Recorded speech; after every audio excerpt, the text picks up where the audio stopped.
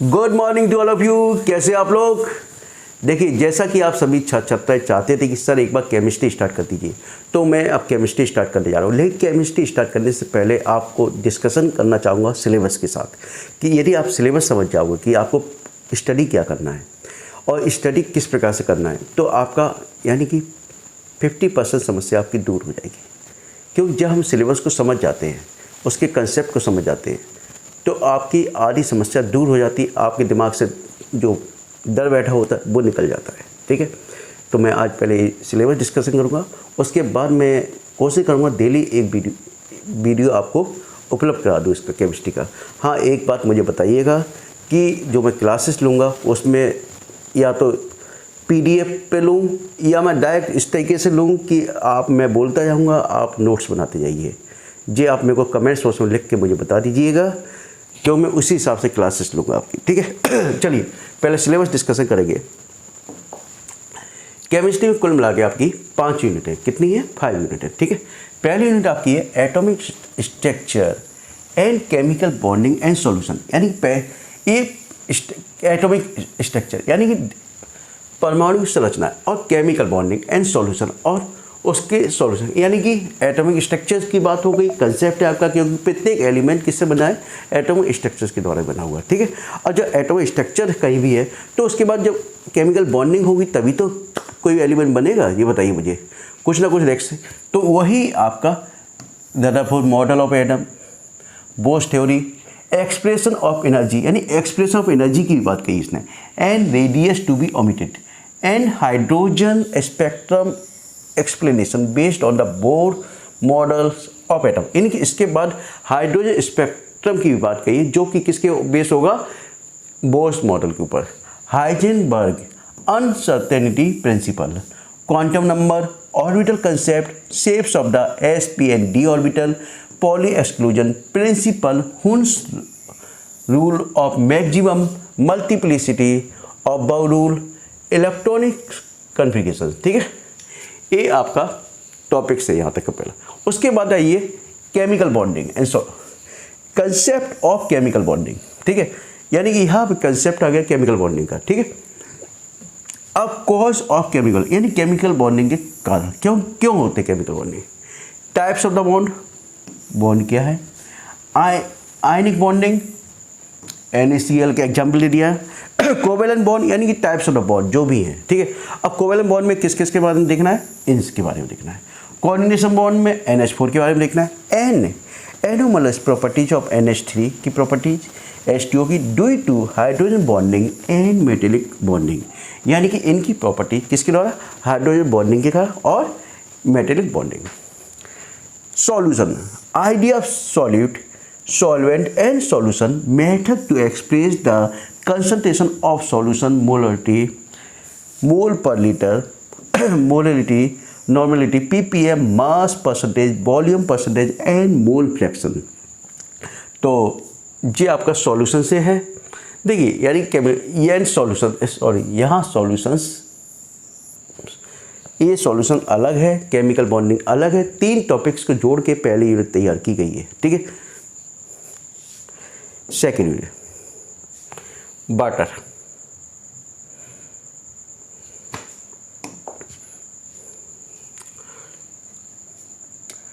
Watering, graphical representation of water, distribution of earth, यानी graphical represent, यानी कि अर्थ पर कहाँ कितने भाग पर कहाँ वाटर पाया जाता है, ग्राफिकल रिप्रेजेंटेशन आपको देना है। Classification of the soft and hard water, classifications of soft and hard water, यानी सॉफ्ट वाटर कौन सा है, हार्ड वाटर क्या होता है। इस on soft test salt causing water, hardness, यानी कि सॉफ्ट टेस्ट पे सॉल्ट कॉजिंग वाटर, यानी कि यूनिट ऑफ हार्डनेस भी है। Simple numerical on water hardness, और इसमें न्यूमेरिकल की भी बात की गई है। वाटर हार्डनेस पे न्यूमेरिकल की भी बात की गई है। ठीक है, cause of the poor lathering of soft in hard water, problem caused by the use of the hard water in boiler, यानी इन प्रॉब्लम क्या क्या फेसेस होती है जब हार्ड वाटर का प्रयोग किया जाता है इन बॉलर स्केल में, एंड स्लज में, forming and priming corrosion ETC, and quantitative measurement of water hardness by the ETDA method, ETDA method के द्वारा वाटर हार्डनेस को मेजर करना, डिजॉल्व सॉलिड TDS, ठीक है, TDS को भी मेजर करना। TDS यदि सीख जाओगे तो बहुत अच्छा आपका कंसेप्ट बिल्ड होगा एक ठीक है।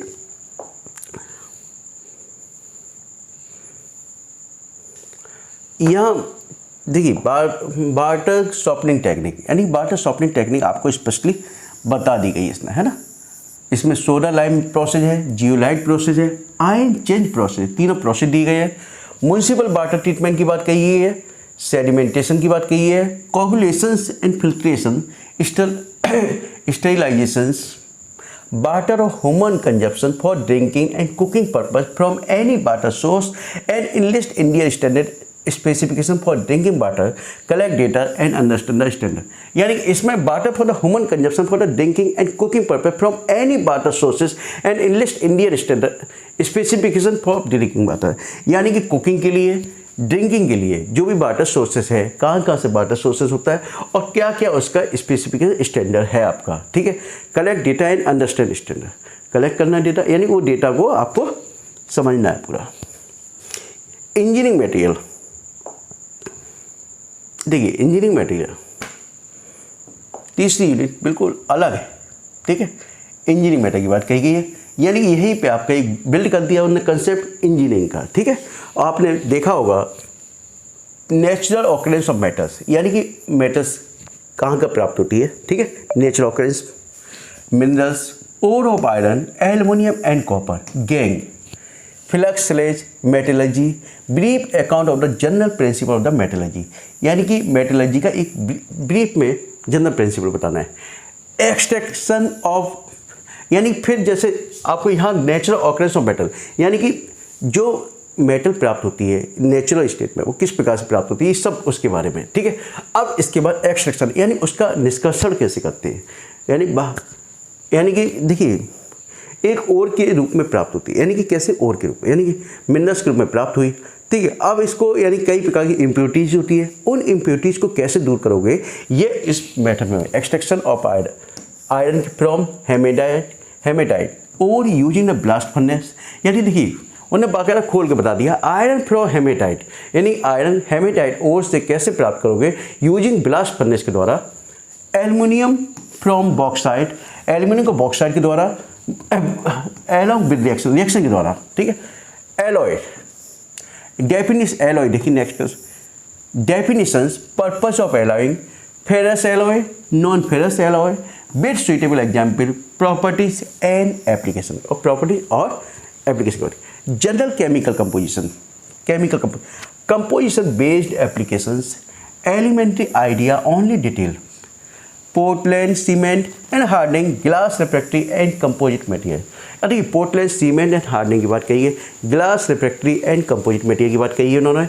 अब देखिए नेक्स्ट टॉपिक यहाँ पॉलीमर्स जोड़ दिया, monomers, homo and copolymers, degree of the polymerization, simple reactions involve in preparations and their application of the thermoplastic and thermosetting plastic using PVC, PS, PT, FE, nylon 6, ये सब ये आपको बताया।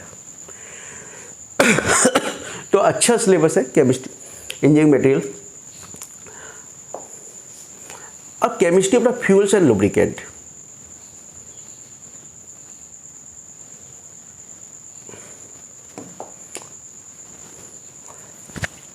Unit 4 chemistry of fuels and lubricant, यानी fuels और lubricant के बारे में, ठीक है। Definition of fuel, combustion of fuel, classification of fuel, calorific value SCB and LCB, calculation of the SCB and LCB using dialogue formula, proximate analysis of cold solid fuel, petrol and diesel, fuel rating.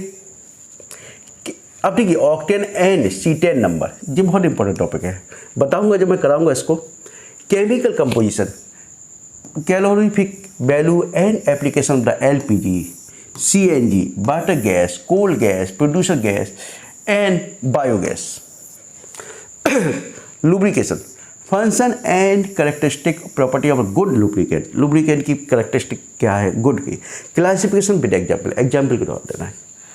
Lubrication mechanism, hydrodynamics and body lubrications, physical properties, viscosity and viscosity index, oiliness, flash and fire point, cold and power point, and chemical properties, number, total acid number, and the certifications of lubricant. देखिए अब next topic है electrochemistry. Electrochemistry में main आपका concept रहता है, देखिए electrochemistry electronic concept of oxidations, reductions and redox reaction, यानी तीनों है oxidation, reduction and redox reaction. ठीक है, ऑक्सीडेशन जानते हो आप, रिडक्शन मैं बताऊंगा, टेंशन मतलब नहीं जानते कोई बात नहीं, मैं एक बार बस सिलेबस बता रहा हूँ, आपकी कंसेप्ट थोड़ा बिल्ड कर रहा हूँ। डेफिनेशन ऑफ टर्म इलेक्ट्रोलाइट्स क्या होता है, नॉन इलेक्ट्रोलाइट्स क्या होता है, with suitable example, Faraday's law of electrolysis and simple numerical problem, industrial application of electrolysis, यानी कि इंडस्ट्रियल एप्लीकेशन ऑफ इलेक्ट्रोलाइसिस क्या इंडस्ट्रियल एप्लीकेशन है ना, electrometallurgy, electroplating and electrolytic refining, ये आपका सिलेबस था। Applications of redox reaction cell, ये भी जोड़ा गया है, तो यहाँ पे होगा प्राइमरी सेल। देखिए